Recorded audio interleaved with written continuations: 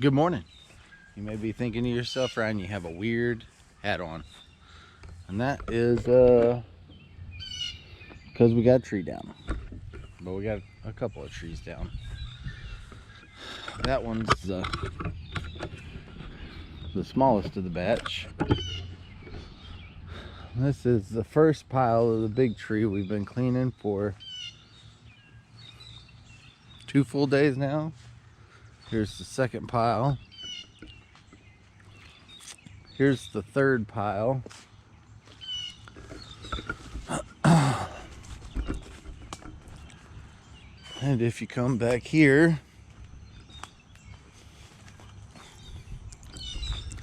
we still got a little tiny pile, some brush pile we got to pick up, and one more big pile.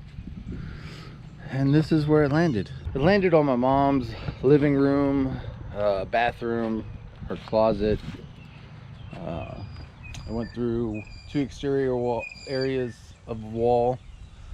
It went through 1 interior wall, went through the roof, all in that same area. Poked 2 holes in the roof further away, but not all the way into the house. We got a tarp covering that. And then on the far side of the house, it actually got randomly on a crown that got another spot. So hopefully those are minor scuffs. Like, she has a metal roof. She replaced it a few years back, so hopefully the pieces that are just poked through are just on the metal roof itself. Let's talk about the real MVP of this situation, though. A friend of ours owns a Mahindra 1626. I think that makes it about a 26 horsepower tractor.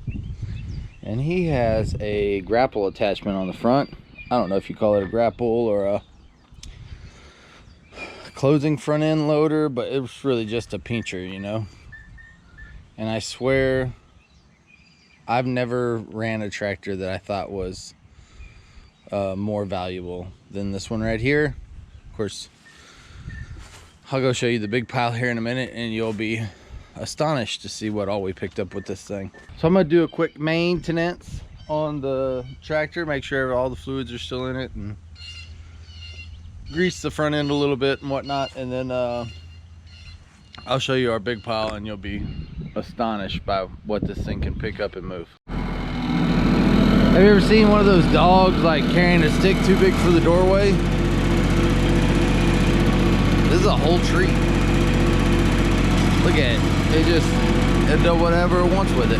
Now, to put these in perspective, here is said tractor.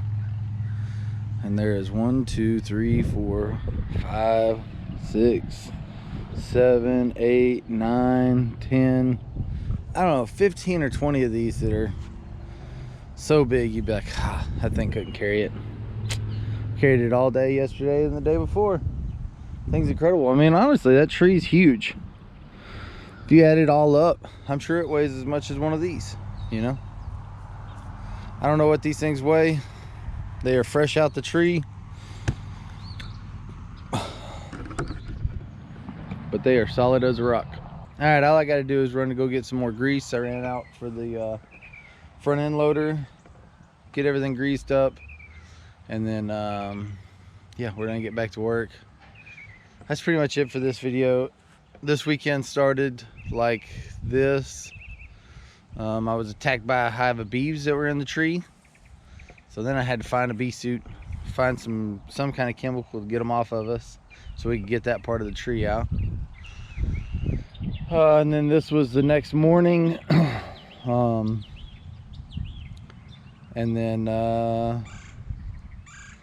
this was a little bit later, and if I get some pictures, I'll do maybe one more right here, and if not, you'll be back on me.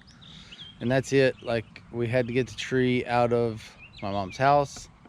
We had to get everything as cleaned up as best we could to protect what was left of it, to keep from causing more damage. Hopefully the insurance adjuster gets out here very soon to save us more time so we can get something started immediately.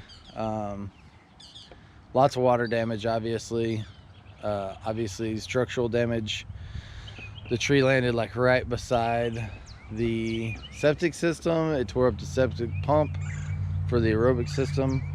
I don't know if that'll be, I don't know, you know, what happened underground as far as the septic system goes. So, I mean, as much weight as it was and as far as it fell, it could have caused damage just landing directly beside it. It could have caused it to cave in on the side or whatever. So anyhow, we'll have to see how that goes.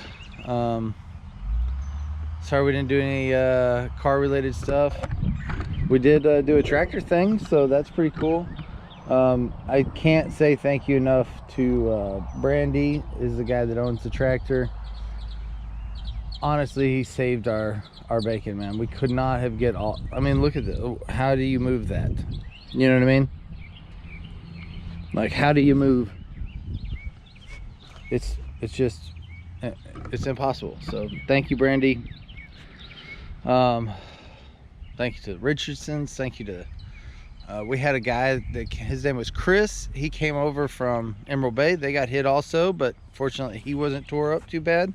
He went out and bought a chainsaw and drove around finding people that needed help and just got out there and helped.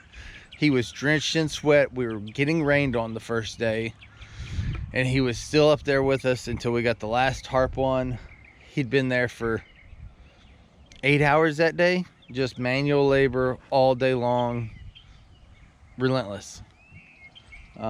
Huge thank you to him. Huge thank you to, I'm terrible about names, I'm gonna put his business in here.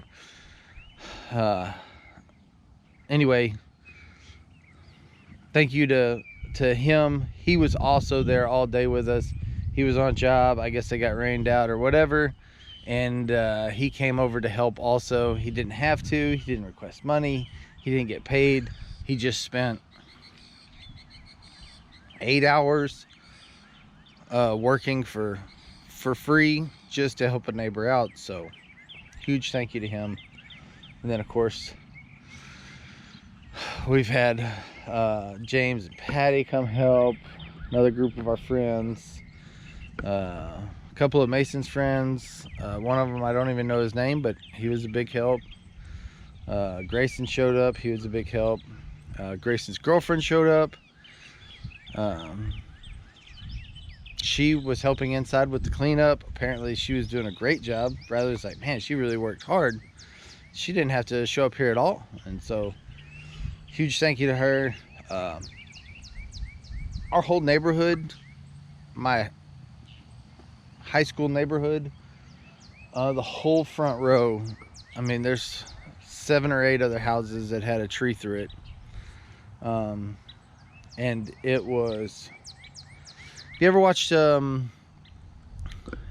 like an animal or something, or a food source get provided pretty close to a ant colony, and all of a sudden these ants just come out of the colony and they're just moving constantly. It doesn't even look like it's any organization, but the food source is quickly moving back to the colony. That's what it looked like.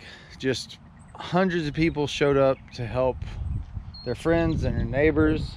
And I guess at the end of the day, that's all you can ask for. Good neighbors, good friends.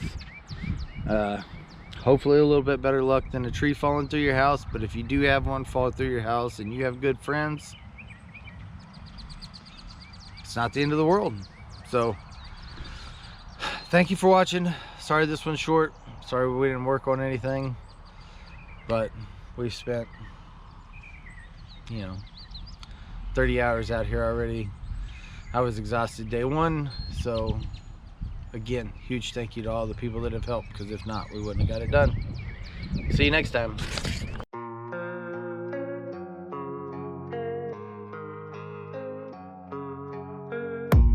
I don't really know what comes next. I'm just doing my best, even though I'm so stressed out. Everything just feels like a test that I fail, so depressed when I can't seem to get out. But something deep inside won't let me quit. I swear that I'm inspired by all this shit. Tell me that I can and I won't. That's what guides me the most. Your lies, I'll do what I want.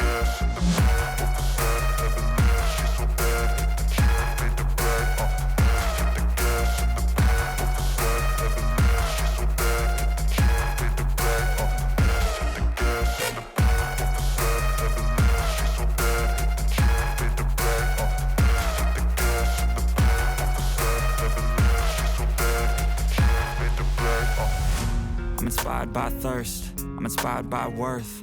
I desire your worst, so you can just hide while I work. I ain't tired, you first. I'll write a second, third verse about the lies you go disperse. You never did shit, I know it hurts, but something deep inside won't let me quit. I swear that